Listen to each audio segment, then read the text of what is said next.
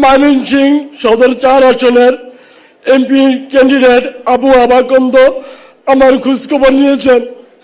এতে আমি গর্বিত। আমার মনে কষ্ট শুধু একটা, যে আমার 3টা সন্তান, আমার 6টা সদস্য মিলে আমার একটা পরিবার। এই পরিবারটা নিয়ে আমি খুব কষ্টে জীবনযাপন করি। আমি দলীয়ভাবে কোনো সহযোগিতা পাই না, আমার পাওয়ার কোনো ইচ্ছা নাই। ইচ্ছা যেটা পাওয়ার ওইটা আমি পেয়ে গেছি। যে আমার বড় ভাই আমার সামনে বসে আছে, ওটা দীর্ঘদিন পরে দেশে আসছে, ওনার সাথে আমি বসতে পারছি, এটাই আমার সবচেয়ে বড় পাওয়া।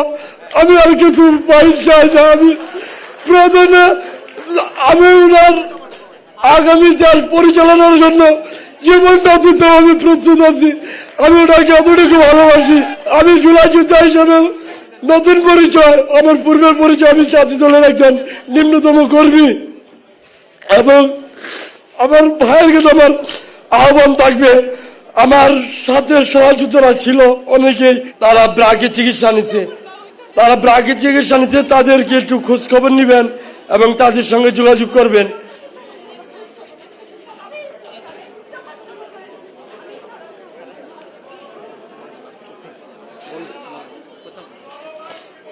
এবং আমাদের মাঝখানে অনেক ভাইয়ের চোখ ওই সময় চিকিৎসা করলে ভালো হইতো, কিন্তু ডাক্তারের অবহেলায় চিকিৎসা করতে পারে নাই, না হলে অনেক চোখ ফিরে আসতো। আমার হাত চলে গেছে, এখানে শত শত হাতওয়ালা ভাই আছে, আমি দেখতেছি আমার হাতের লেগে কোনো আফসোস হয় না, কিন্তু পরিমাণ আমি হাতের জন্য ফিল করি না। শুধু ভারপ্রাপ্ত চেয়ারম্যান জনাব তারেক রহমান বড় ভাইয়ের কাছে আমার আবদার একটাই, যে আমাদের মতো যারা পঙ্গু হয়েছে তাদেরকে ইন্টারিয়াম সরকার বলছিল উন্নত প্রযুক্তির হাত দিবে, ওয়াটারপ্রুফ। এই হাতের ওজন 1.5 কেজি, আমি বহন করতে পারি না। হাতের যে রোগের যে ভাস্কুলারের যে একটা মানে এটার যে ব্যথা উঠে, তখন ব্যথাটা আমি সহ্য করতে পারি না।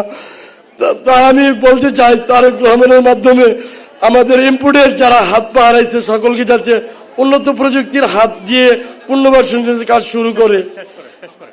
এই বলে আমি আমার বক্তব্য শেষ করছি। দীর্ঘজীবী হোক বাংলাদেশ জিন্দাবাদ, জাতীয়বাদী দল জিন্দাবাদ, বাংলাদেশ জাতীয়বাদী তাঁতি দল জিন্দাবাদ।